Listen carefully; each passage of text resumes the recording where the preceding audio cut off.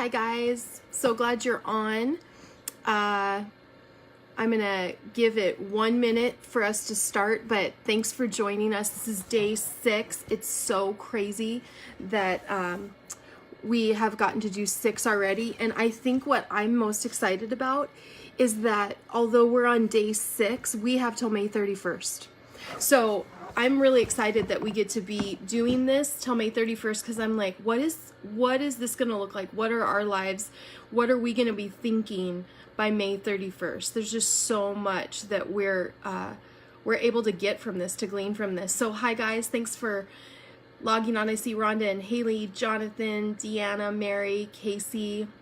I missed some people that were up taller. The great thing is this covers like half of my face so that I can see what you're saying and that you're on. So please say hi, please comment, and maybe as we're waiting for a few more people to get on, because it's probably just before 8:30, would you just type in your favorite Proverbs day so far? Proverbs 1, we talked about fear of the Lord and a lot of other things, the leash, but we talked about why wisdom is so important, and the Proverbs sets that up. Proverbs 2, we talked about that Proverbs are a formula, an if and then promise, especially chapters 1 through 9. I'm going to talk about that more. It was your favorite, and just type in Proverbs 1, 2, 3, 4, or 5 so far. Was Proverbs 3, where we talked about the tablet of your heart, and we talked about that being there, but how it affects your health and wealth. Or was Proverbs 4 your favorite day, your favorite Proverbs, I should say, where we talked about the path, and that Satan will send people, whether they know it or not. There will be people sent by Satan, on assignment to push us off our path. Or yesterday we talked about the adulterous woman. Well, and honestly, the adulterous man. It just says that he will go to the grave. And how we could see characteristics in ourselves, in our friend, in girls that are interested if we have a son, in people that work with our husband or wife. So maybe Proverbs 5 was one that really connected with you. So will you just comment? I would appreciate that. That'd be fun to see, of the last 5 days, which proverb was the most, I would say, that you're chewing on the most. That would be awesome to know. So there's more joining us. Just tick, tick, tick as we go here. We're in Proverbs 6. Will you share this now, because we're going to get into the meat of it. Just you can keep watching, share it. You can even, I think, start a watch party and keep watching, and it just allows people to see that you're on, and it kind of shares the message with them. So Proverbs 6, man, it talks about the things that God hates.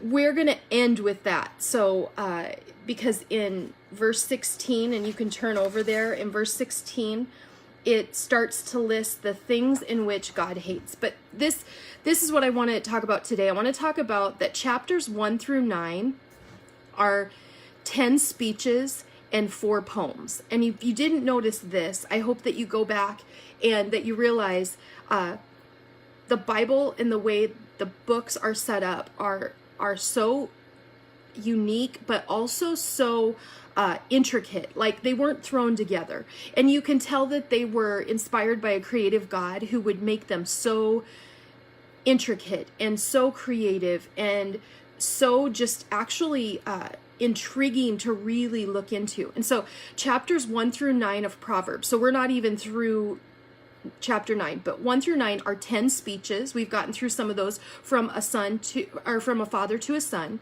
10 speeches, and then 4 poems from Lady Wisdom. Now, Lady Wisdom is this, and this is the poetic part. She's wisdom. It's like saying Mother Earth. It's like saying, we know it's not a mother, and we know that God created it, but it's that, oh, Lady Wisdom, the whole concept of wisdom.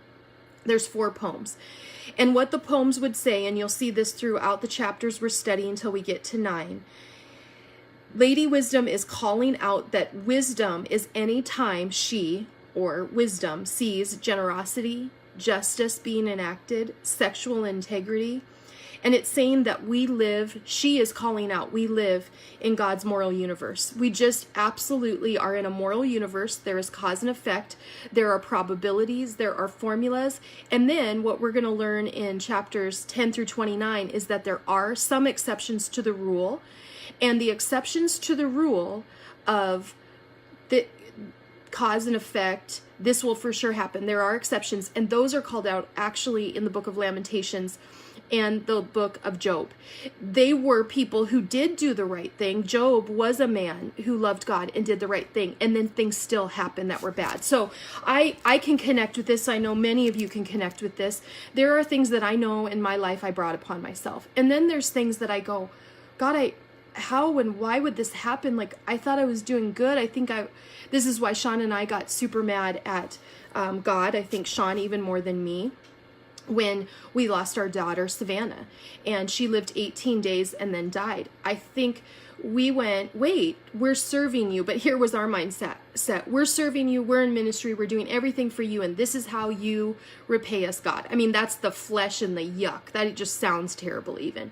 But that was how even Sean's Gravity of Grief book starts out, is him saying, I'm ready to just throw up my hands and not follow you, God, let alone serve you and be a pastor when this is what happens.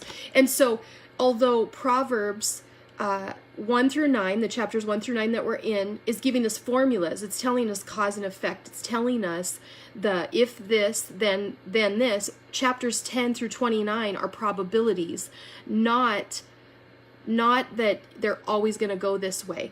And life doesn't always go the way in which we want it to. Like, I do good and good happens because we live in a fallen world. Also, because there are times we deserve worse than we get, and God has mercy and grace. So I'm glad it's not always black and white, because sometimes what I deserve, a lot of times, what I deserve, I don't get. So justice is something Lady Wisdom looks for, sexual integrity and generosity. And Lady Wisdom, this vague, but this picture, this poem that are 4 times in these chapters we're in, 1 through 9, are saying that when we have wisdom, she sees it. God sees it. But when we don't have wisdom and we ignore the things that we're being warned about in chapters 1 through 9, it's to our own peril. Now, I probably, when we lost our daughter, Savannah, I probably didn't quite go, how dare you, God, as much as Sean, because this is the false thinking I was in. I was thinking because I had a baby at age 15. She died. She didn't make it. I had her early at 23 weeks. In my heart, I thought, well, this is judgment. This is God saying, well, if you would have done it right the first time, maybe you and Sean could have a healthy baby. So I wasn't thinking correctly in wisdom. Sean wasn't thinking correctly in wisdom, because God is not one to say, I will spite you for the rest of your life. You messed up big. He's one to wrap us up and go, you've got another chance. So Sean's coming from one angle of anger and how dare you, God, when I'm serving you. And if I serve you, then everything should go perfect. Now, Sean got through that thinking. I was thinking the bad happened to me because I got pregnant at 14, had a baby at 15, and now I'm cursed for the rest of my life. So when the doctors told Sean and I, you're genetically incompatible, Sean's sitting there going, you've got to be kidding me. I was sitting there thinking, you've got to be kidding me. But yeah, this makes sense. I mean, if then, but looking at it not from wisdom and God's perspective, looking at it from what Satan would want to have me live under, to feel like I'm under a curse for the rest of my life. There's so many people that they were sexually abused, molested, men and women, when they were boys and girls.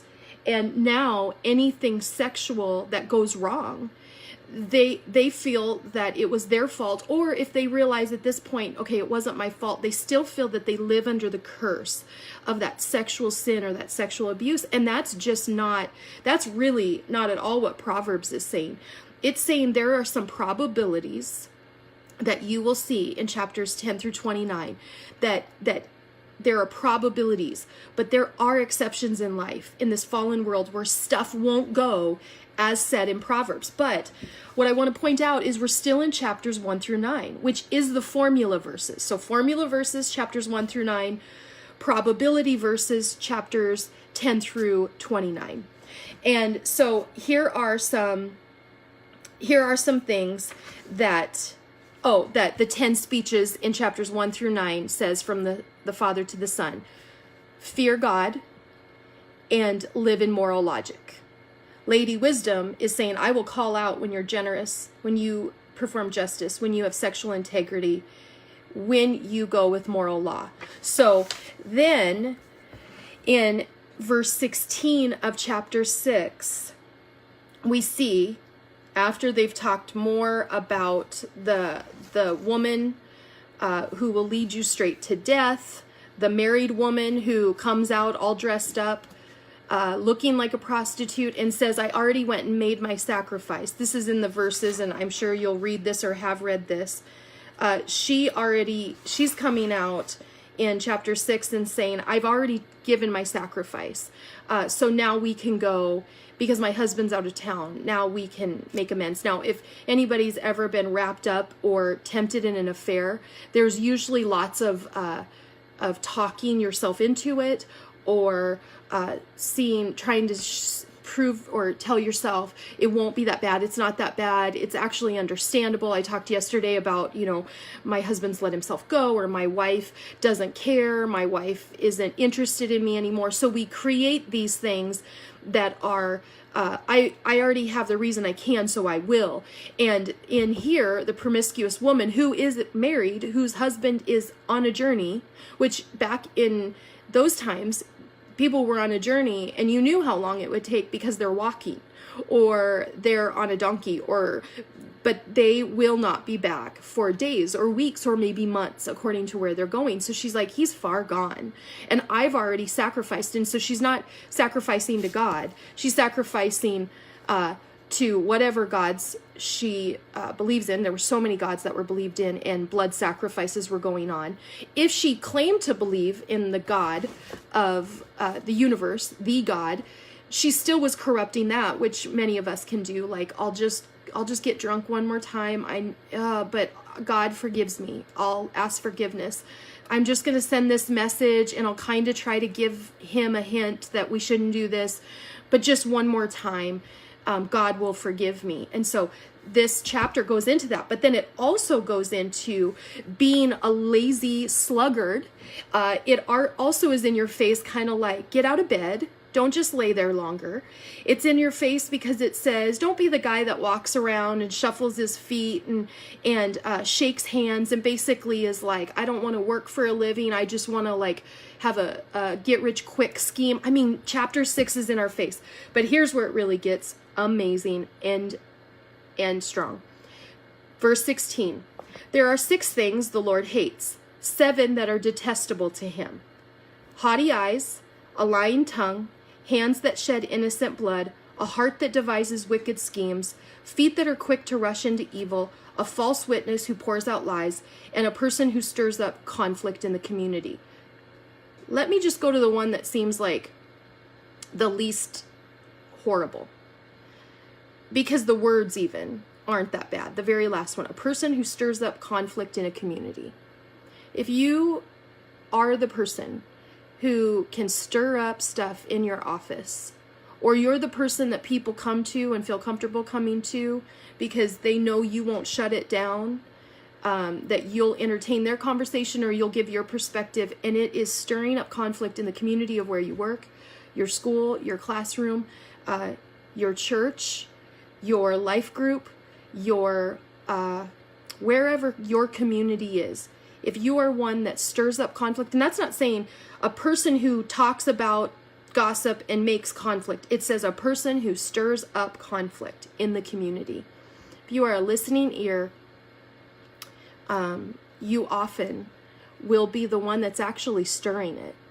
Because someone who says it might, like I talked about, that person who, whether they know it or not, are on assignment from the enemy to to push people off the path, they may not be listened to by many people because people see them for who they are. But if you're just a wonderful, kind, listening ear, are you stirring up conflict because you actually would be someone people would go, well, they have character and integrity. And if they're still talking about this or they're still thinking about this, maybe this is really a problem in our community, in our office, in our business. And so that sticks out to me because haughty eyes sounds, ooh, what are haughty eyes? A lying tongue. Nobody wants to be a liar. Hands that shed innocent blood. Well, I'm for sure not going, I don't want to see my children's skin, knee, and blood pouring out. Like I'm like, Sean, deal with it. I'm going to puke. I love them and I can't see their blood. If I love them, when Sean, he got himself on the head and I literally, my stomach was like, oh, I'm going to throw up. So I'm not going to be the one to shed innocent blood. A heart that devises wicked schemes, I'm for sure not laying in bed at night going, what wickedness can I think about and can I tell people? And you're the same way. You're not devising wicked schemes. Feet that are quick to rush into evil, for sure, we're not looking for evil. A false witness who pours out lies, that might be that person brought on the path. And then are we a person who stirs up conflict in community because we don't shut it down? We're a listening ear. So when I look at that and I go, things God hates, I get why he hates those. And they are detestable to him. And one I could relate to more than the other. So I need to be strong in that.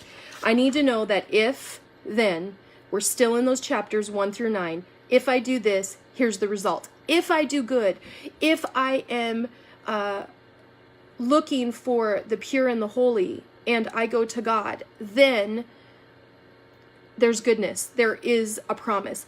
So we're still going to be in chapters 1-9, obviously for 3 more days. These are still moral laws. These are still moral logic we're being taught.